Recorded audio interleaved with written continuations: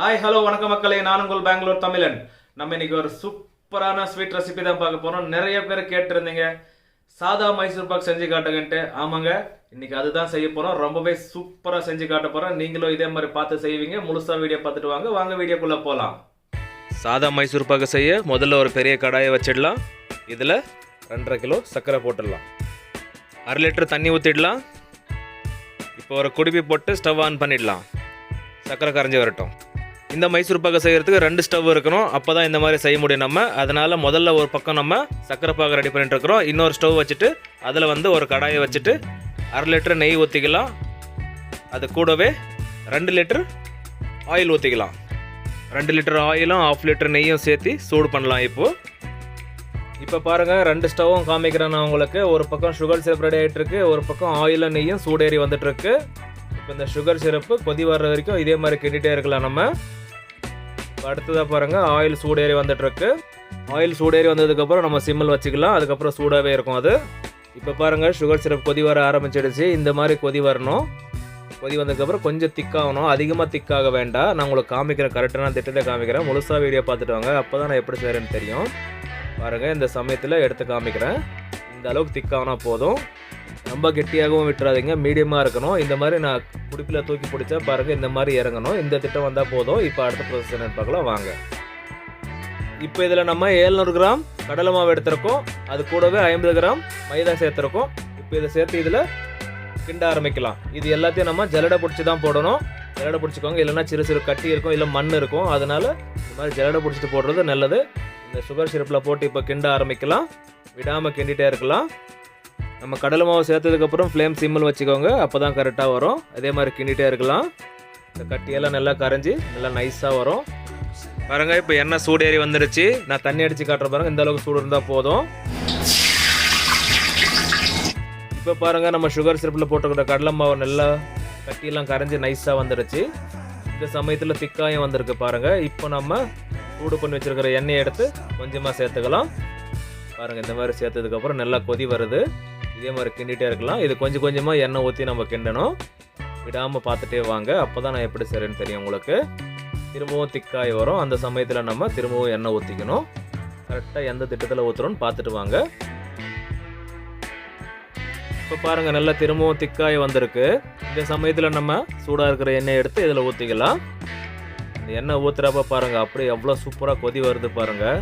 அப்போ தான் இந்த மாதிரி சூடான எண்ணெய் ஊற்றுறப்போ தான் அந்த மைசூர் பாக்கு அந்த ஸ்ட்ரக்சரில் வரும். அதனால தான் இந்த மாதிரி செய்கிறோம் இதை.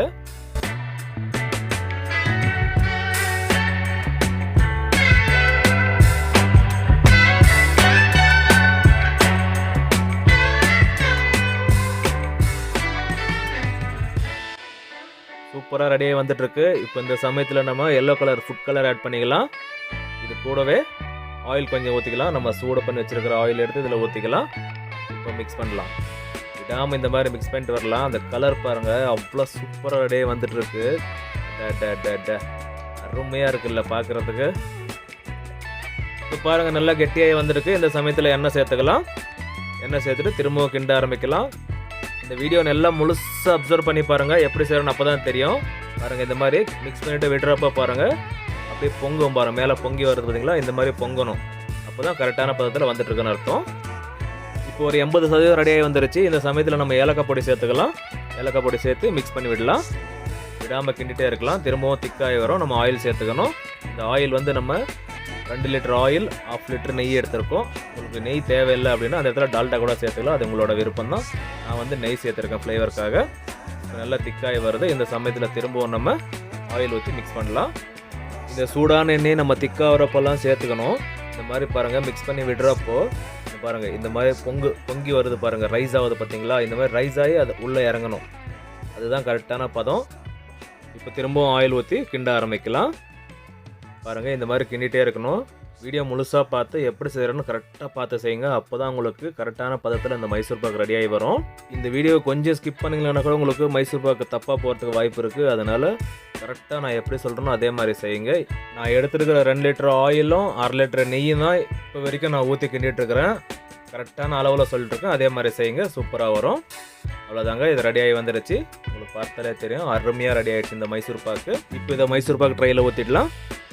நம்ம ட்ரையில் ஊற்றி முடிச்சதுக்கப்புறம் பாருங்கள் எப்படி கொதி வந்துட்டு இருக்கு அந்த எண்ணெய். அடா அவ்வளோ சூப்பராக இருக்குது பார்க்குறதுக்கு.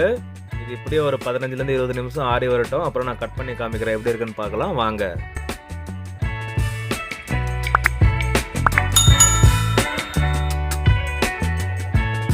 இப்போ இந்த சாதா மைசூர் பாக்கு 20 நிமிஷமாக ஆறி வந்திருக்கு.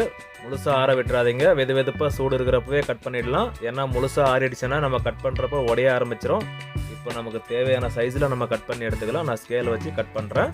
ஏன்னா ரொம்ப ஆறிடுச்சுன்னா கெட்டி ஆகிடும். கட் பண்ணுறப்போ உடைய ஆரம்பிச்சிடும். அதனால தான் சொல்கிறேன்.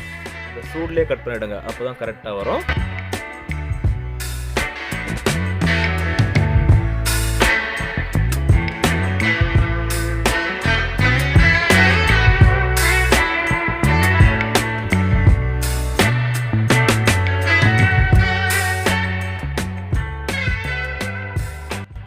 மைசூர் பாக்கை ஒரு பக்கம் கட் பண்ணி முடிச்சிட்டோம். இன்னொரு பக்கம் கட் பண்ணோம். அப்போ தான் நமக்கு பீஸாக எடுக்க முடியும். அதனால் இந்த பக்கம் கட் பண்ணிட்டு இருக்கிறோம். இது கரெக்டான சைஸ் உங்களுக்கு எந்த மாதிரி சைஸ் வேணுமோ அந்த மாதிரி சைஸில் கட் பண்ணிக்கலாம்.